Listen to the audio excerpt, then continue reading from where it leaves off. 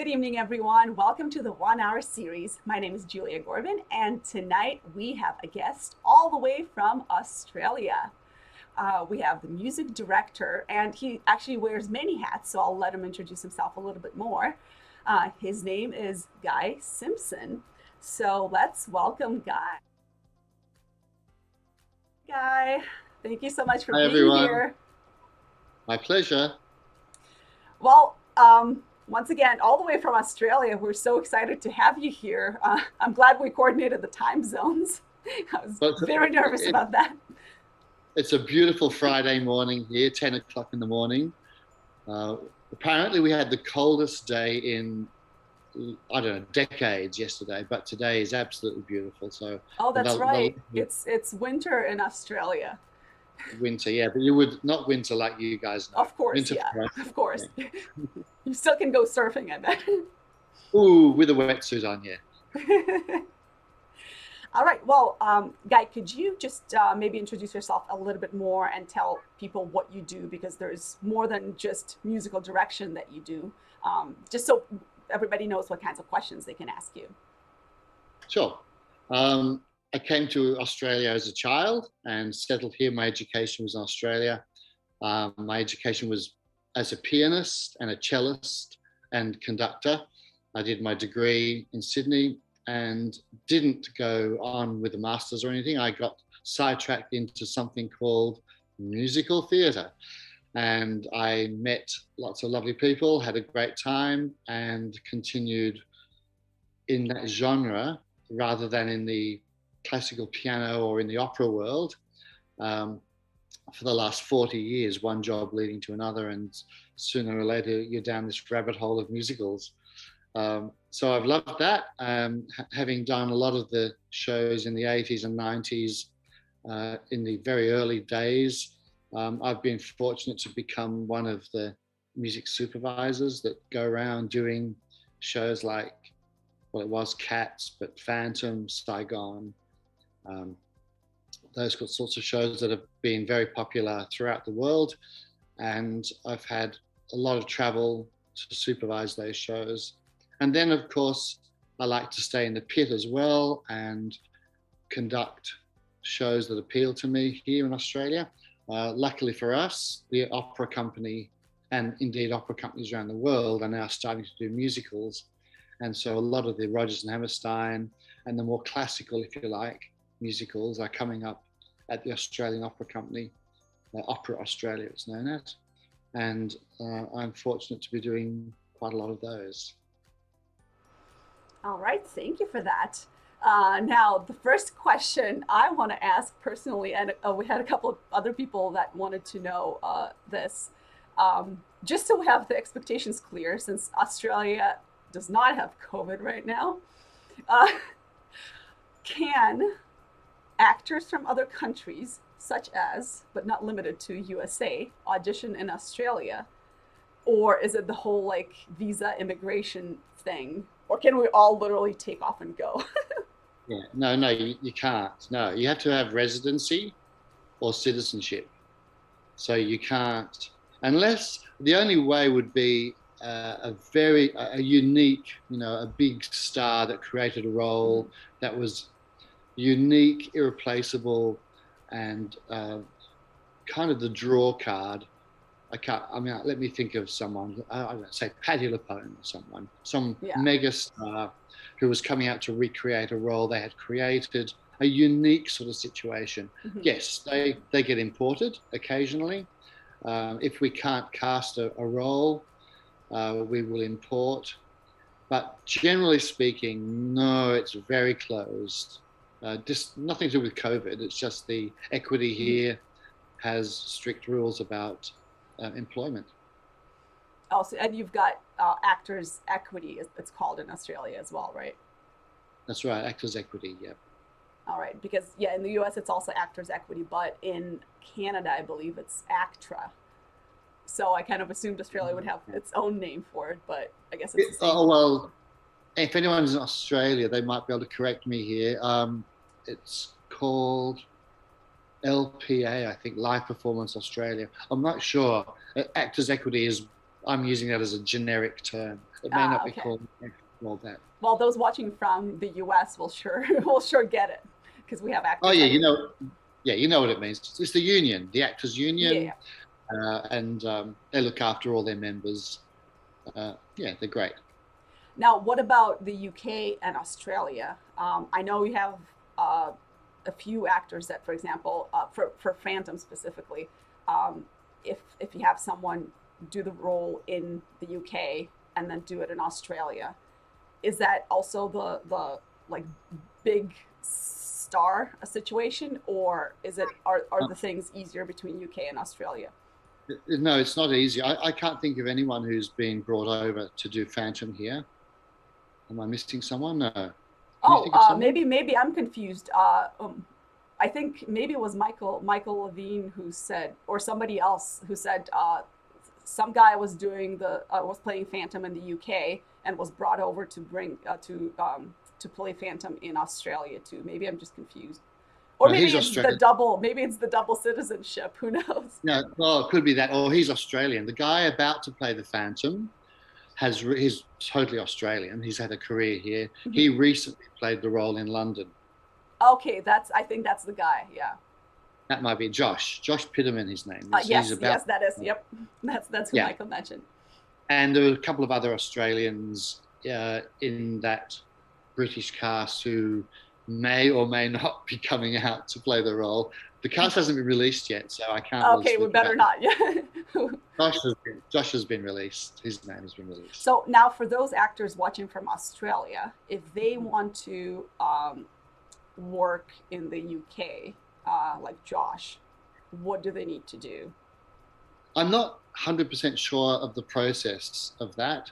Um, it's a case of being over there. There's all sorts of visas between Mm-hmm. Australia and the UK. I know a dear friend of mine, Anna O'Byrne, who has been our star in lots of shows here. She's worked in London many times. She lived there for some time. Mm-hmm. She's now back in Australia, and many others Australians have been allowed to work in London. So I'm not really sure about the legalities. It's not really my area of Yeah, expertise. but then again, Anna Byrne is a star, right? So I wouldn't be Well, surprised they wanted her in the UK for a show. yeah. Well, Andrew met her on Love Never Dies, and the rest is history, really. Yeah, yeah, she's amazing. I love her. I Yeah, watched me too. the DVD, or not DVD. Why am I saying DVD? The Yeah. record. I think it said on the thing DVD recording of Love Never Dies, but it was Yeah. totally an online thing. No, that's a DVD. We filmed that Oh, it for is a Universal. DVD. Okay. Yeah, yeah. That's me conducting. Hey. Oh, awesome. That's so cool. I'm Yeah. obsessed with that show. I don't know which one I like better, The Phantom of the Opera or Love Never Dies. Just Love Never Dies music is so beautiful. Oh my God, that score. I love it so much. Yeah. I just guess, I guess this book is a little faulty. I don't know. It just didn't take hold like Phantom did. We all thought when we did our new version in Australia, the Yeah. one that's been filmed, we all thought this is it. We really have something here. And it's continuing. It is continuing. There's another production going to go on, I believe, in the Asian tour and China. So there is life in it, but it never took hold the way Phantom took hold. Yeah, I've heard mixed what I don't want to say reviews, but people who are diehard Phantom fans. Some were like, "Oh, I can't believe they messed up the Phantom story." Oh, I can't believe. I think it was because people were so obsessed with Phantom of the Opera that Yeah, they imagined the ending to be the way it was, and then Love Never Dies. I'm not going to do any spoilers for anybody in case you haven't seen Love Never Dies. And then it like turns around. And it's like, oh, here's what really happened. So people are I like, guess. what is Yeah, this? yeah, yeah. I guess it did, but yeah. I guess I personally, from my end, I was so seduced by the score. The day I heard it in the really useful company office here in Australia, the day it was played to me, I thought I have to conduct that. Hmm. That's yeah. I just think, oh my God, please pick me, pick me. Yeah, that's me. Every time I listen to the music, I'm like, pick me to sing this, please. Yeah. So beautiful. Uh, Yes, it is. but actually, before I forget, for those of you watching, since we're not doing a draw today, we do have a lot to discuss because this is the first time we ever have anyone from Australia on these streams. So we won't be spending any time on the draw or anything, but we would still love to know where people are watching from. So if you're currently tuning in live, let us know which country or if you're in the US state you're watching from. We'd love to know, especially if anybody from Australia is watching. I know it's 10 a.m. and people are probably working since things are open in Australia, but who knows? Let us know in comments. Yeah. Now, Guy, before we get to specific audition things, I just wanted to ask the question that we discussed before this about since we're on the topic of Andrew Lloyd Webber musicals. Um, how much generally, not just Andrew, but in general, the composers, how much do they usually get involved in casting? So from the time you decide to put on a show to the time the opening night happens, um, how much do they get involved?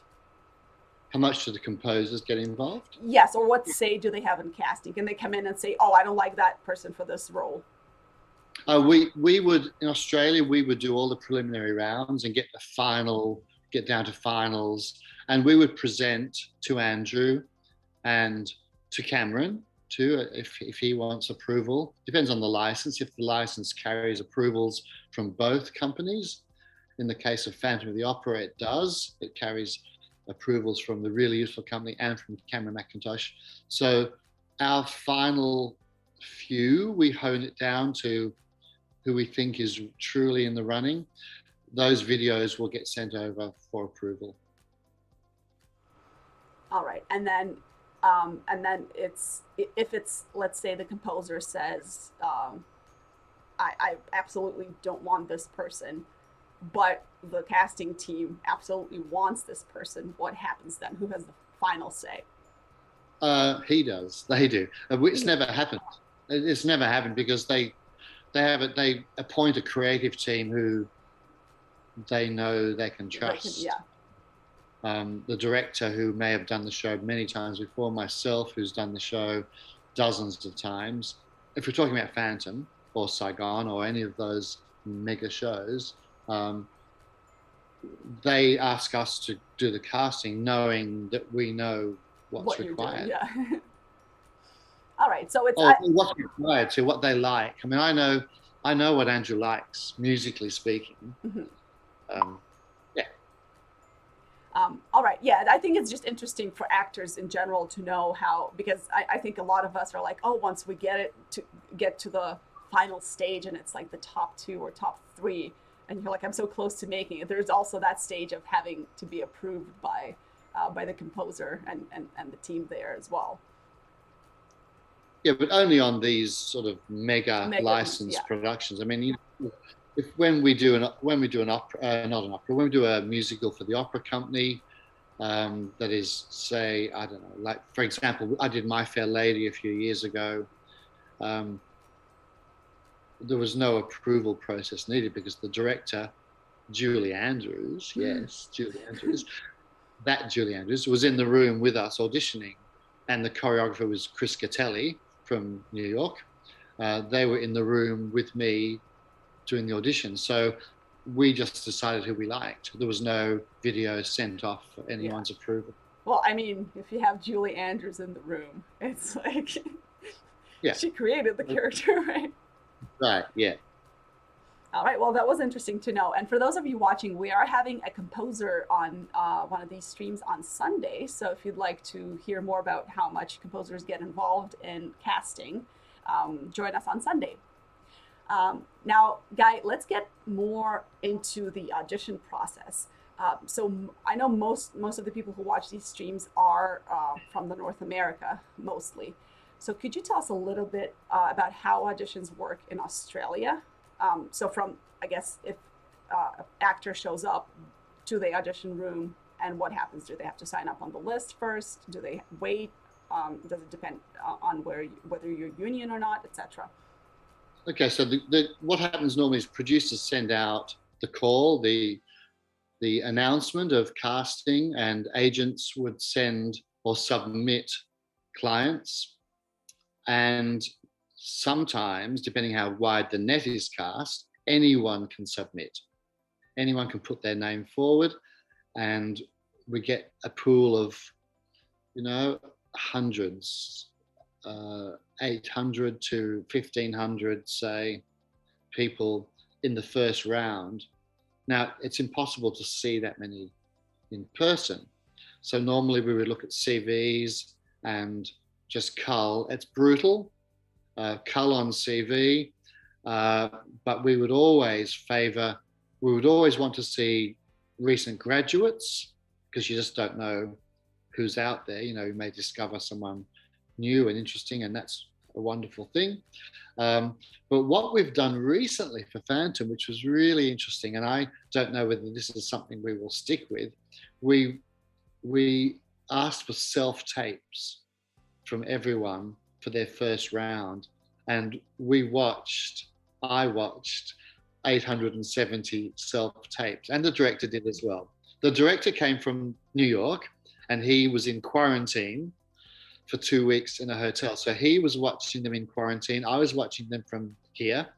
And we were comparing notes saying, shall we see them in the room, or really, no, they're not going to make it, are they? So we got down to about 250, I think. And we saw 250 people as a round one, if you like. So the preliminary was done with self-taped. Round one was a live audition, own material, and then we would send material for the certain roles or for the ensemble or for covers, and then do a round two, and then a finals after that. So it's quite a process, 3 or 4 levels of refining the process. All right. So it's, do you have in Australia, in New York, there's EPAs where anyone can show up, and if you're not union, you just have to wait until all the union people get seen, and then you get seen if you're lucky. Do they have something like that in Australia? No. Not that I know of, no. Oh, so you pretty much just get an appointment if the team likes you, right? You get an appointment if the team think it's worth auditioning you. Now, I know there's going to be people who say, oh yeah, but I could be a totally undiscovered talent. And that's why I quite like the self-tape version, because we could see everyone, could have a go. Yeah. The version you spoke about with just people lining up and hoping to be seen, I think that may have been done as a publicity stunt a couple of times. I'm not sure. There's all different ways of doing it. That's not a version that I know. I've always just had a culled first round of around about 250 people. Wow. Well, I like that version better than the U.S. version, because in the U.S., if you're non-union, forget it. Before I got my union card, sometimes you would just not stand in line. You usually just sit on the floor for like 8 hours, and there's no guarantees you'll even get seen. So it's kind of nice that they're like, okay, you don't look like the person we're looking for, so you don't get an appointment. So you don't have to wait for 8 hours and find out you're not the person they're looking for, Yeah. That's kind of interesting. Okay, so now that we found out how auditions work, what do you usually look for from actors in their audition tapes? Well, my role is easy because all I look for is what the score needs. So I try not to be too in other departments. I try not to think, oh, I wonder if they can dance. I wonder if they can act. I wonder if they can. And I just think, can that voice? I need 3 tenors. I need 3 baritones. I need 4 mezzos, and I need 6 sopranos. And they need to hit top Cs. At least 2 guys need a top C, and and then we need to cover her because that's the top C. So I need 3 women with top Cs. It's kind of pretty mechanical, really, working out my needs, for the score's needs, not my needs. All I have to do is produce the score. So, and then of course it comes down to how good is that top C, or how good is that low F? Do I really want to listen to that voice? Will it blend with the people, the sound I'm trying to create as a music director? Is that a blending voice, or is that something that's going to stick out and just be horrible? So it's really that. It's just serving the score from my end. And then of course you sit with the director who says, oh, I kind of had a different type of person in mind for that role. I go, oh, sure, whatever you need. However, it's a really great voice. Can we not use that somewhere? And there's a lot of that going on. Now, speaking of great voices, say there are actors who want to audition for ensemble, but they have huge voices, like the voices a lead would have. Would that, in your mind, would you look at that person and be like, nah, they're too, I don't want to say too good, but they're going to stand out too much in the ensemble. I'm not going to cast them. Does that ever happen? No, we would just see them for the principal role straight away. I mean, if an ensemble audition came through and it was a knockout, we'd say, hey, she sounds like a Christine to me. I mean, look at her. Or, not a cover. I think this girl might have what it takes, and so they go into the principal pile with at least a cover, an ensemble with a cover. All right. So yes, in the case when you don't have a role for that person, say if we're saying someone sounds like Christine, but you're casting a show that you have to be like a belt, mezzo belt, and you're like, oh, this person's really amazing, but not the right voice for the show. However, we do need sopranos for the ensemble. So is this auditionee's strong voice going to prevent her from being considered for the ensemble because she's going to be louder than everybody else, kind of thing? No, not at all. I mean, God, I'd have an ensemble full of principals if any day. I mean, that sometimes happens in this country. We did Evita at the Opera Company a few years ago, and the ensemble was full of people who have been principals because they just wanted to do Evita at the opera, in the Opera House, with a full orchestra. It was only a 6-month job. Hey, a lot of people who've played principal roles jumped at the chance, and it was great. We had a great time. So if they're smart musicians, they can blend, and if they're on board, just don't give it full power. That's all. Perhaps perhaps.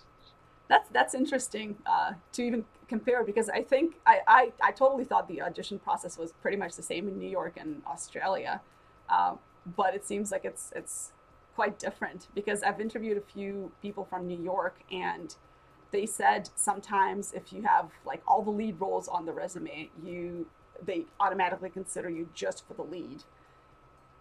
In which case, I think the suggestion was just put that you're interested in the ensemble as well, for like right on your resume, and that's how the team would know that you're okay with accepting ensemble roles as well.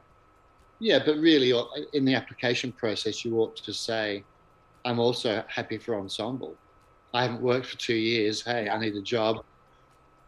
Of course, but speak up and say, I don't just want and that, in fact, that's an awkward question that we sometimes have to ask. We see someone who's played a few principal roles, and we look at each other and say, maybe do you think they would cover? Oh, I don't know. They've played this. They haven't worked for a while. Maybe they'd like to cover.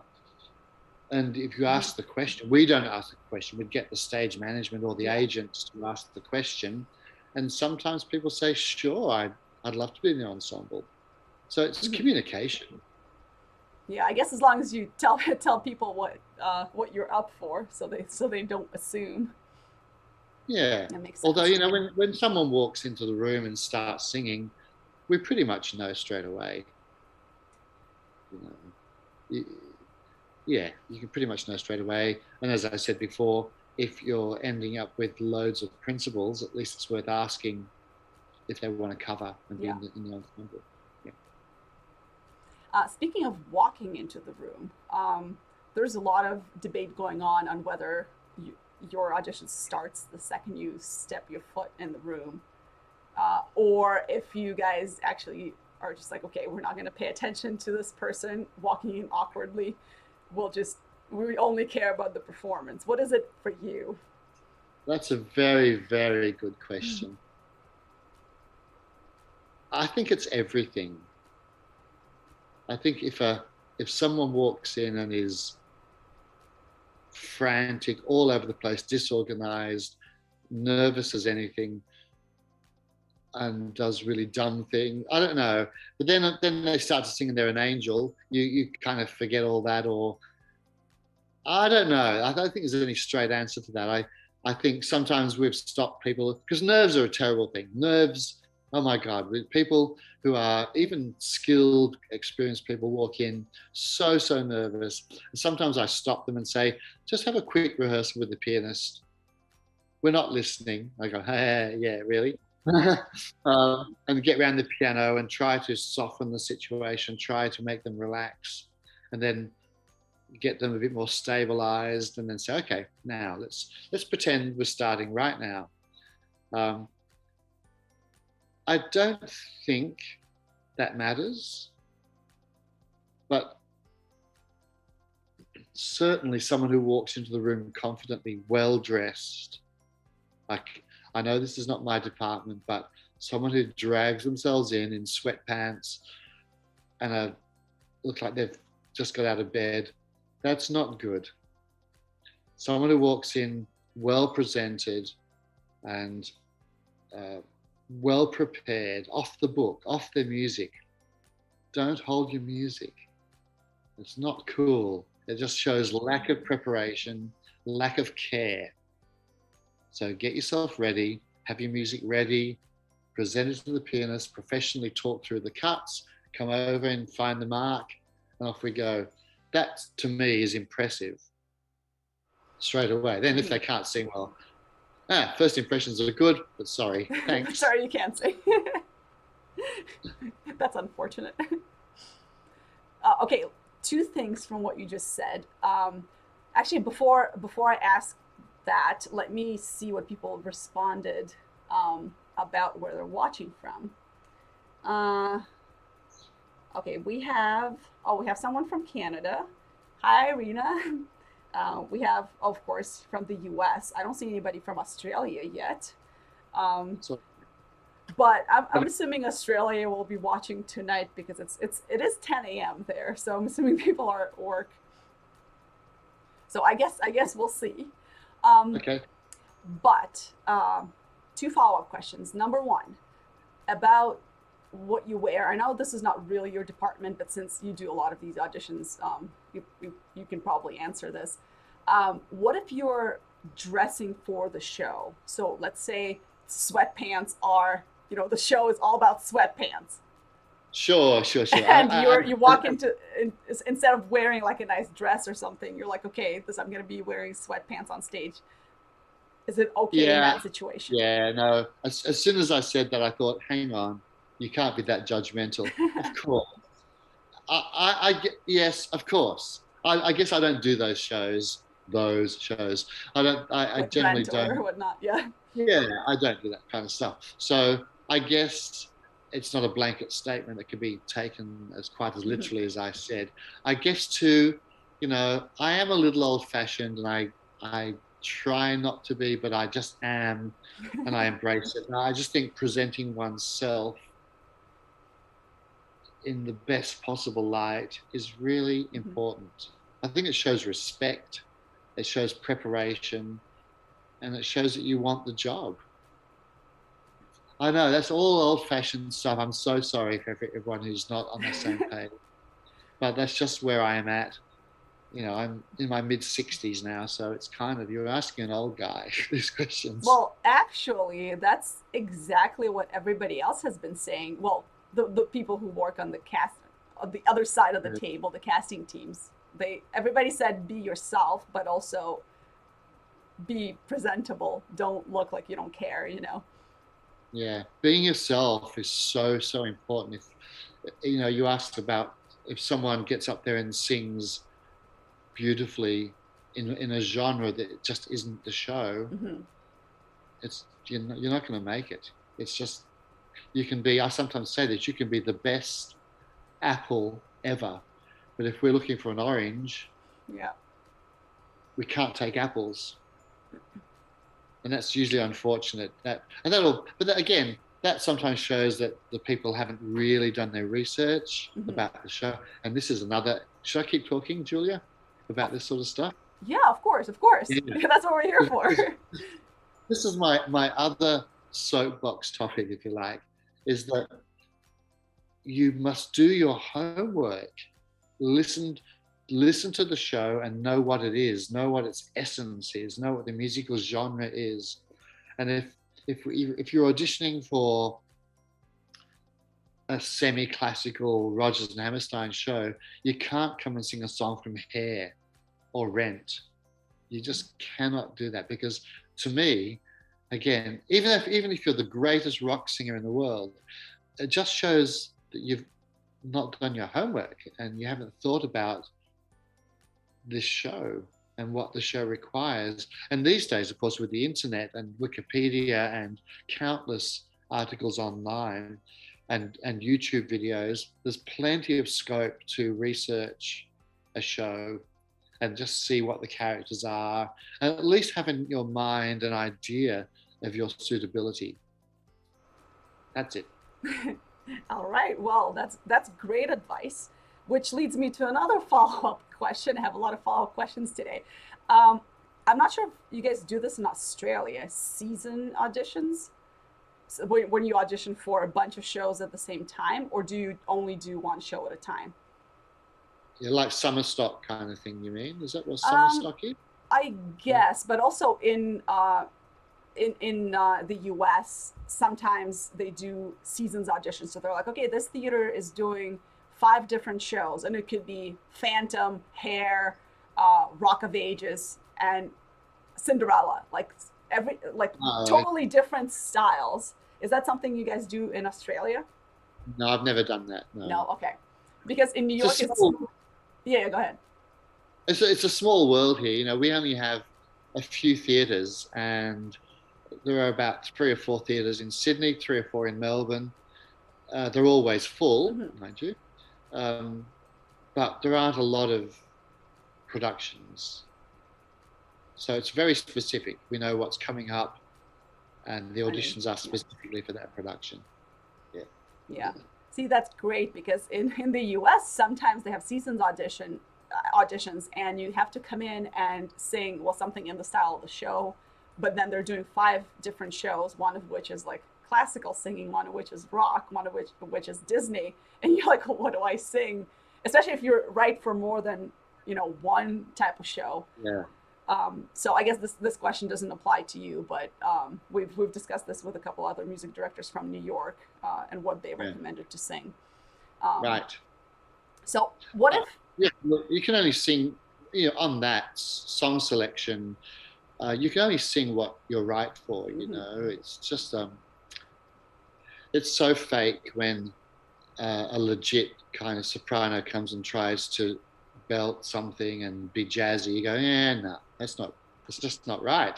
And then Yeah, when a jazzy person tries to do a fake opera thing, we pick it immediately. It's like, yeah, no, it's admirable, but not right. yeah. So you can only be yourself when you're choosing your Hmm. rep. Yeah. So what if someone finds out the shows you're doing? So let's say you're casting, I don't know, West Side Story, and then you're casting Rent, um, and they come in to the West Side Story auditions and sing something for Rent, not from Rent, but like in the In the style of style. Rent, in hopes that you will notice them and consider them for Rent. So say they think, oh my God, maybe I won't get to audition for Rent, so let me just sing Rent stuff now, so they notice me. Is that like you're okay with that, or is that a no? Sure. Yeah. Look, I guess. I mean, sometimes, yeah. Sometimes you do see people and you think, oh, next year we're doing Evita again. Keep in mind for Evita, or keep in mind for something. I might write that. So not often, but yeah, it's certainly a thing. If you are totally not right for something. Yeah. And I guess there's also always a debate between, are they wasting your time because you're trying to find West Side Story actors, or is it something that you're okay with? I guess it depends on the casting team too, right? Yeah, look, I think I'm a nice guy because I haven't said the times I've said, hey, it's 2 minutes of our lives. Who cares? Let's Hmm. just see them. If someone just rolls up without an appointment, we would never turn them away. They don't tell too many people that. I mean, But I was gonna say now everybody's gonna see that, and well, you're you gonna have know, a lot of people. if it look, it's not going to happen. It's very rare, but if it has happened, a guy a guy was down the hall auditioning for an opera. Now, what was it? This was a couple of weeks ago. We were casting Cinderella. That's right. And there was a guy down the hall, not who didn't come to Cinderella. He came over to the table and said, "Hey, can I audition?" What are you going to say? You can't say no. We can't say, I couldn't say no. The stage manager came in, said, "Hey, there's this guy who's just done his Macbeth audition or something, or whatever it was. Um, he wants to be seen." Sure, bring him in. It's 2 minutes. Hmm. And now, But I know it's not always like that. And some teams are very strict. did But, he end up singing something from musical theater, or did you get to hear an opera aria? and I think he was auditioning as a dancer, actually, because you know how Oh, opera companies have a corps de ballet, kind of a dancer oh, component. I see. Okay. And this big guy came in, and I don't know, I can't remember, but I was just using it as an example of someone just Hmm. walked in, well, asked if they could be seen. Yeah, that definitely happens a lot in New York. We just walk in auditions and you just come in and hope they'll see you, kind of thing. Yeah. Um, all right. So, to follow up on another thing that you said a while ago, you said 2 minutes of your life. Now, in those 2 minutes, uh, does that include the walking in, out, the talking to the team if you guys have any questions, or is that just the singing? Or do you also do 16 and 32 bars like they do in New York? I would never, ever say 16 or 32 bars. That's so rude. I think that's a disgraceful way of auditioning because people are people. These are human beings who have prepared their song. The least you can do is hear their song. Sorry, that's end of story. So, is it Now, the full song obviously, that you guys hear then? if it's six verses and six choruses, and Mm-hmm. if we're running behind, I would say to the stage manager, please tell people we may stop them. It's nothing to do with how they're going. We're just running short of time. We may stop them. But most people too are smart. They know just to do verse, chorus, verse, chorus, verse. I mean, they know to do a short Mm-hmm. 1.5 minute version of their song. Okay, so people I still think, do cut the songs, but it's not like you're gonna cut them off. It's like, okay, we only want 15, because on Broadway they do that to non-union actors. They're like, it's 8 bars or 15 seconds of singing. So just so they can see, all the like 10,000 people who are there. right? Well, wow, 10,000. Well, Look, I'm yeah, I get it. exaggerating, but it's auditions on Broadway for Phantom are I don't know how many people show up usually, but it's a lot of people, so they cut off auditions at the point where they're like, okay, we're not going to be able to see this many people, so you're going to be the last one, and all non-union people have to sing 8 bars or 15 seconds. So you kind of wait for a while, and then you only get to sing 15 seconds. And is that done in front of everyone else? Like, are you all in the room together? Well, everybody goes in the room.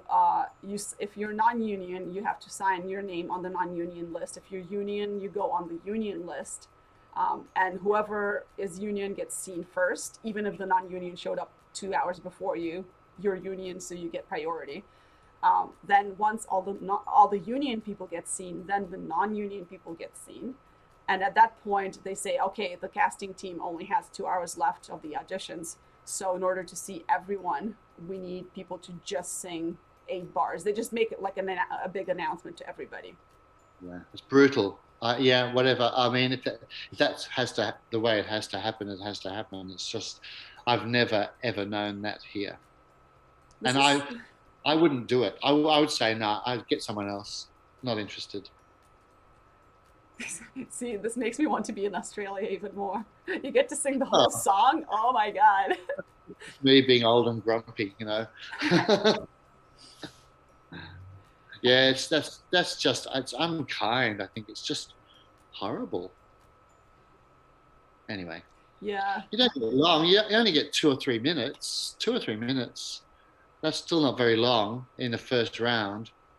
And then we usually do 10-minute appointments for the next round, and then 20-minute appointments for the finals. Yeah. Well, I Or guess for the finals, you also, if it's a role that needs to be paired up with someone like a dancing role, then you we obviously do need that extra pairings. time to see how people match together as well. That's right. Yeah, yeah. So for those people watching who are dancers, what are you looking for from dancers in auditions? Do they have to be amazing singers, or is it for you as long as they can hit the right notes is fine, or do they all have to like Well, have strong voices? well, these days cast cast numbers are really down.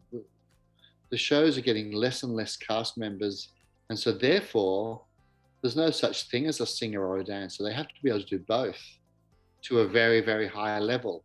And that's where the constant debate starts happening between the team, the dance team, and the director and the music supervisor or the music director. That collaborative chat about, well, I know they have to do a double backflip, but they also have to sing a top B flat in that scene.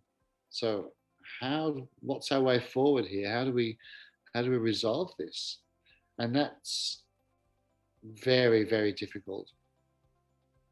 Um, Often what happens is the very, very best dancers are cut because they can't sing at all. And that's a shame because they go through this crazy, stringent process of dance sessions and a dance cut and another dance cut. Then they get to sing and they open their mouth and go, it's just not going to happen. That's if they dance first. Then if we reverse that, if they sing first, then you've got danger of losing the really good dancers because the ones who sing badly usually have a list of dance credits. So the dance department is saying, "Oh, but can they come through to the dance call?" Go, "Oh, sure, but they're not going to be in the show because they can't sing."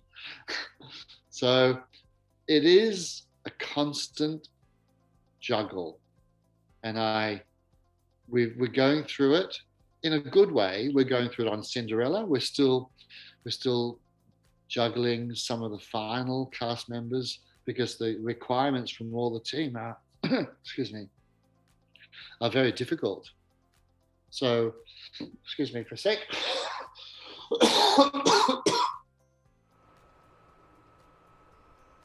All right, for those of you watching, if you have any questions at all for Guy, make sure to put them down in comments. And also those of you who are messaging me instead of commenting, I see all your messages, so I'll be asking your questions.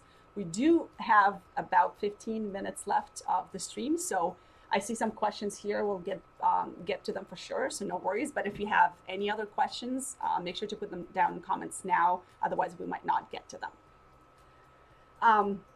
Now, Guy, you said completely forgot what I was going to ask you because of my little detour here. But Oh, the dancers, yes. Yeah. Um, so would it depend on a show at all? So for example, a show like Mamma Mia, usually, well, at least the Mamma Mia I was in, the dancing wasn't anything, crazy. It was, you could be a mover and still do the Yeah. show. Yeah. Um, and then for a show like Phantom, you obviously have to have ballet dancers. So I guess it really depends on the show, right? Whether you're Yeah. looking for dancers first or singers first. Yeah, for sure. I always remember with Cats, it was always a dance cut first. Yeah. For chorus line, I haven't done chorus line, but I'd like to. For chorus line, I would imagine it would be a dance cut first. Um, for Phantom, for the 6 ballet girls, that's a dance decision, very much. In fact, they hardly need to sing. You need to get a couple of Megs covers out of there, but then dancer number 5 and dancer number 6, say, may be really terrible singers. That's okay. So what do you do then? You don't mic them at all, and they just kind of like lip sync, or they don't sing at all? The ballet girls only sing very small amount in the show. They sing in unison, and we can get them going over a period of a month in rehearsals. Mm-hmm. We can get the confidence going. Yeah. But the moral of the story should be for the dancers, because don't get me wrong, I love dance. My God, I love watching good dance. But if dancers are watching this, just get some singing lessons. It's really not that hard, mm-hmm. because we can't dance like you guys can dance. We would never. But a lot of actors and singers will go to some movement classes to make sure they know their right from their left, mm-hmm. foot at least. So expert dancers, please get some basic singing done. And also on this, if someone knocks us out dance-wise and then they come in to sing and they're prepared, the music's ready, they give it to the pianist, the cut's ready, and they at least sing with some sense of preparation and confidence, that goes a long way. It's the guys who say, oh, no, I don't sing, I'm a dancer. So, well, forget it. Gotta sing, it's a musical. Yeah. Now, if we go the other way around, a person is an amazing singer, but a so-so dancer. I guess if we go with the same shows, say Mamma Mia, Sophie does dance, at least in our show. I get to dance quite a lot as her. But I guess if it's like Mamma Mia, if the person auditioning for Sophie and Sky, the people auditioning for Sophie and Sky are not like amazing dancers, or for Donna or any of Donna's friends, versus, well, I guess Phantom doesn't dance, but Christine, is there I guess wiggle room if you're like, oh my God, this person's amazing, but they can't do point? Yeah, exactly. Yes, definitely. That's a good example. Christine's, there's a point version and there's a non-point version. Mm-hmm. That depends on the choreographer too, how much they're prepared to bend. Mm-hmm. Gillian Lynn always was a little flexible with the point work, and there was a kind of a version for Christine that didn't really go up on point very much. Depends on the choreographer. Mm-hmm. Because if the singing component of that role is so extreme, and it really has to be an excellent singer, that's the main, for the role of Christine. I mean, really, it's a vocal requirement. Hopefully the dance department can be a little kind. Yeah, and but to be fair though, well, at least from what I saw, Christine doesn't do anything super crazy. She doesn't do like the 32 pirouettes or anything. It's just like you're up on point and you do a couple of things that are pretty simple. So like you said, with the dancers get singing lessons, maybe if you have like basic point take a Yeah. basic point class, you probably would be able to do a lot of those things. Well, in fact, I think that's what Marina did when in the very first Phantom of the Opera here. Hmm. The woman who played Christine, from memory, I think she went off and did 6 months of ballet before rehearsal started. Yeah, especially if you get cast like 6 months to a year before the show starts, you have all that time to, whether you're a singer or a dancer, improve on That's the right. singing or the dancing. Yeah, exactly. All right, so now I'd like to ask another question. This one is specifically from Irina. Um, how about monologues in musical theater? Or is it song first and after a monologue, if it's a show for which you, for whatever reason, require a monologue too? Yeah.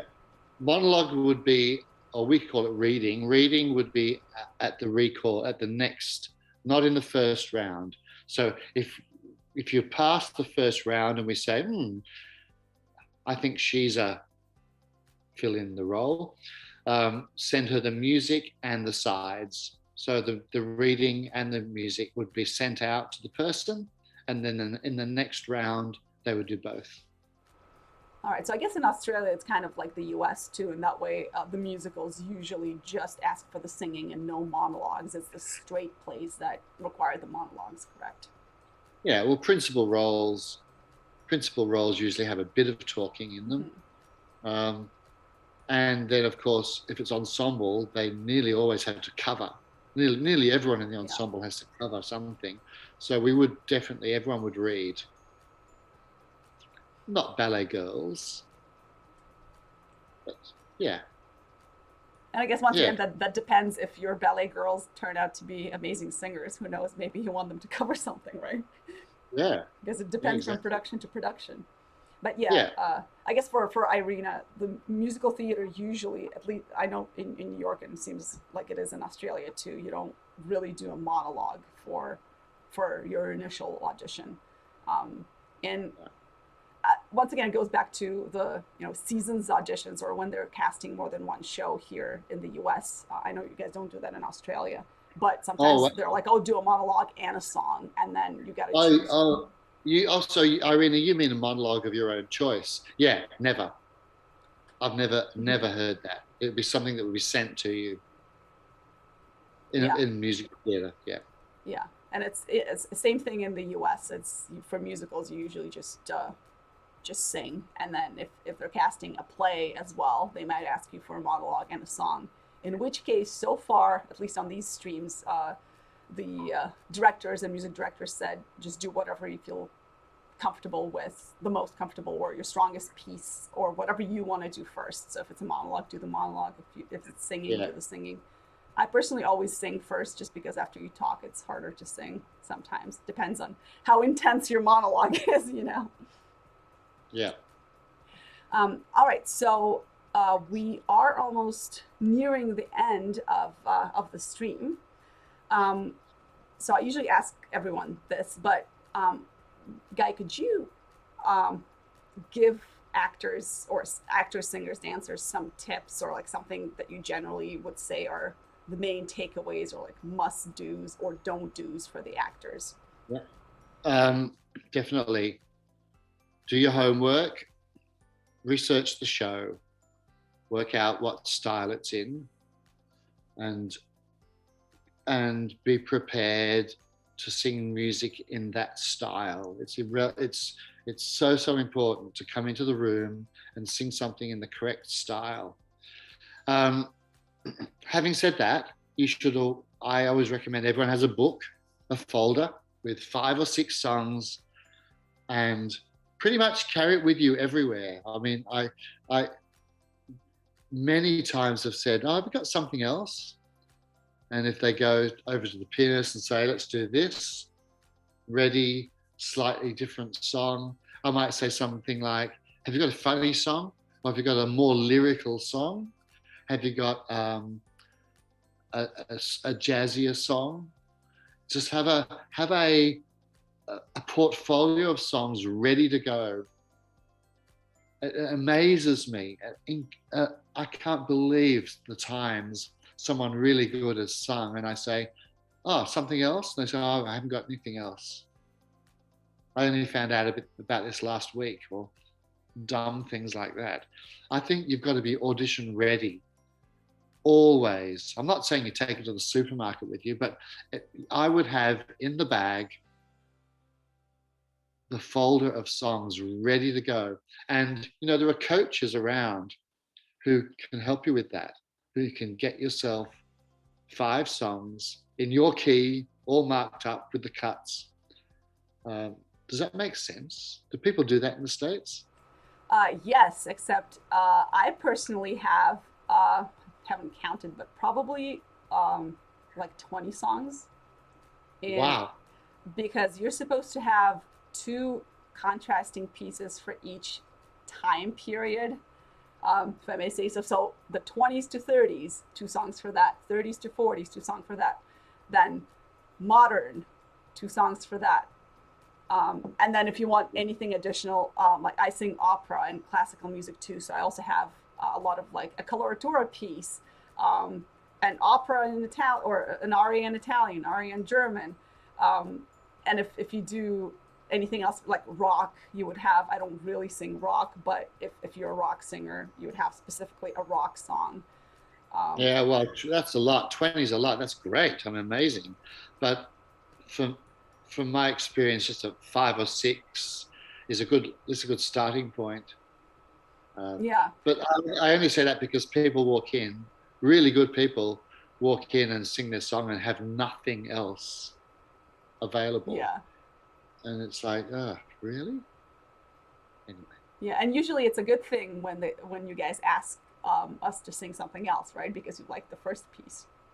Yeah, it can either be a good thing or I'm a little confused. I have said, I said this last week to someone, um, that song shows me nothing. Mm-hmm. It was a patter song. Nothing was sung. It was all kind of just touching the notes, and nothing was sustained. There was no lyricism. Yeah. I said, that song shows me nothing for Rodgers and Hammerstein. I need a song with long notes, with some lyrical phrases. What have you got? Mm-hmm. Um, so yeah, sometimes the song choice isn't ideal. So having another one ready to go is very important. So there's that, and there's walking into the room confidently, no coming over to the desk, no shaking hands, all that stuff. Forget it. Nobody Just wants come. COVID, also. Well, even pre-COVID, it's just awkward, awkward, awkward. Um, Come over, go to the pianist, be very professional. Never blame your pianist. No dirty looks at the pianist. Just sail on through, do your thing. A good pianist will follow you anyway. But even if they don't, even if the pianist completely messes up, it's not about them. It's all about you. It's all about the singer. So, just plow ahead. Um, what else? Be professional. Just be nice. Be nice and be prepared. Nice, prepared, well presented, and that's all. And yourself. Be yourself. Mm-hmm. That's all you can be. Yeah, that's literally the advice everybody gives. Be yourself. We've all learned that this is like the number one thing. At least on these streams, everybody's first advice is always be yourself. It's so true. Well, we're almost out of time, but let me ask you this one question because a couple of people wanted to know this. So let me, I guess, phrase it into one question, a few different questions from people. But how do you feel about people changing the music? So, for example, I know you need like the low F or the high, I don't think the high F or the F6 ever gets sung in musical theater. Not even in Glitter and Be Gay. No, Music of the Night aria, the Queen of the Night aria. The Sorry. Queen of the Night, yeah. Yeah, right. Yeah. But that's opera. Yeah. But Yeah. okay, then not high F. Let's see, Top E C, top D. E6 or whatever. Yeah. And your cut is, all in that tessitura, the soprano if you're going for the high E. but the high E is not actually there. Is it okay to write it in if obviously it fits in the key? Or are you more like, don't change what the composer wrote? Look, I don't know. Sometimes what people do is to take an alternate ending just to show me that they've got some stratospheric notes up there. And I don't love it. I don't really like it, but I get why they're doing it, to show me their range. I don't know. It doesn't offend me. I don't get upset. What offends me more on behalf of the composer is if someone decides that a little change in the melody is okay. That is not okay at all, ever. Like altering the melody that the composer wrote. But to do something a bit tricky to show a bit of range, yeah, that doesn't bother me.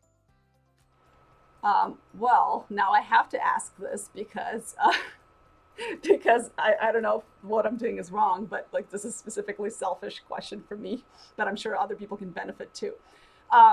So obviously, you know, the duet Beneath the Moonless Sky, and I'm totally secret revealed.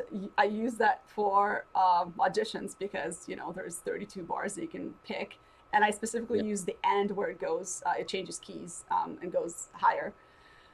However, Christine's part does not end on do, which is just weird musically. So it's like you feel like you need something else.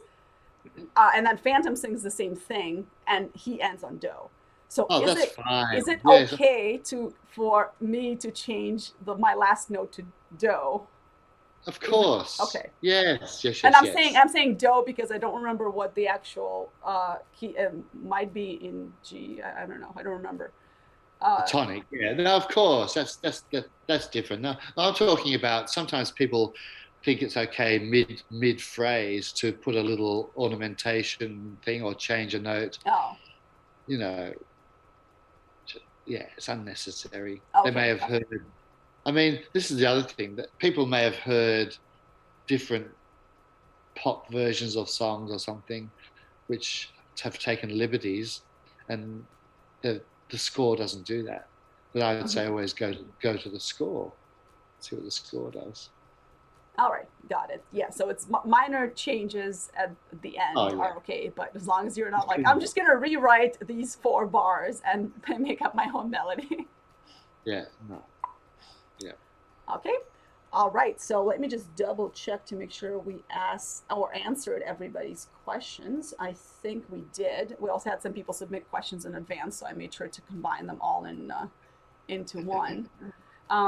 Well, this has been extremely informative. I know it has been for me. I'm sure for everybody else too, because obviously most people watching are from New York. But those watching from New York, unfortunately, we can't go to Australia and enjoy their non-COVID times. I wish we could. But yes, thank you so much, Guy, for doing this. This is amazing, and it was just so interesting to find out how things work in Australia. I guess even in Canada, it's a bit different from the way it works in the U.S. So But it's not that. It's not. In the end, it's not that different, is it? Really? I mean, this is all about choosing appropriate people, choosing people who are right. And I often say this to people, mature performers know that it's often not based on talent in the end, because there's probably half a dozen people who have the talent to sing that role. It's just type. If you're not the right one we're looking for, you're not the right one. Nothing to do with so many people, assess their self-worth on whether they get a role or not. And that's nonsense. It just comes down to apples and oranges, and talent's a given at that level. When you're looking for in the finals, everyone is super talented. So, you know what I'm saying? It's a dangerous trap to be judging yourself on the shows you didn't get. Of course, yeah. And I don't know what's worse, to be cut at the beginning or be cut at the end. I feel like being cut at the end is worse, because I have made it to callbacks where it was just like 2 or 3 of us for the lead, and then you get cut, and you're like, oh my God, I wish I got cut in the like original auditions, because at least it's not so upsetting, because when you're like, oh my God, I'm almost there, and then you don't get it. Yeah, but instead of thinking I'm almost there, you should be thinking, well, here we go. They're looking at me again. I'm still me. My talent hasn't changed overnight. My abilities hasn't changed overnight. I'm still going to do the same level of excellence that I did yesterday. It's not a competition. It's not an excellence competition. It's just a type. Yeah. Sorting out which one. She's a little bit taller than that girl. Because he's a bit fat. And do we want that? She doesn't quite blend. It's so not to do with ability.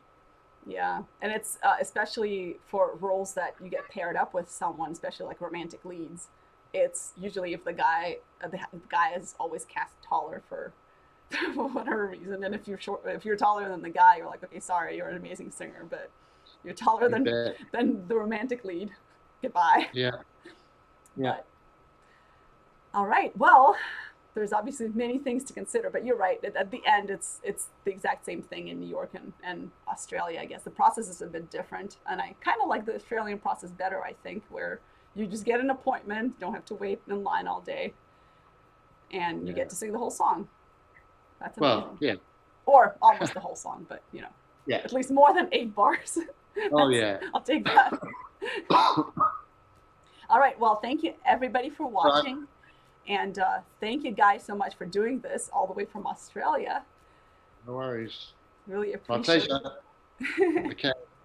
All right. And everybody who's watching, join us on Sunday for, we actually have 2 streams, one specifically for dancers and one with a composer. So we'll be discussing composing if anybody wants to become a composer. Or if anybody wants to know more about how composers are involved in the auditions. So thank you again, and thank you, Guy, and everybody. Have a good night or have a good day in Australia. All right, Bye, everyone. Bye now.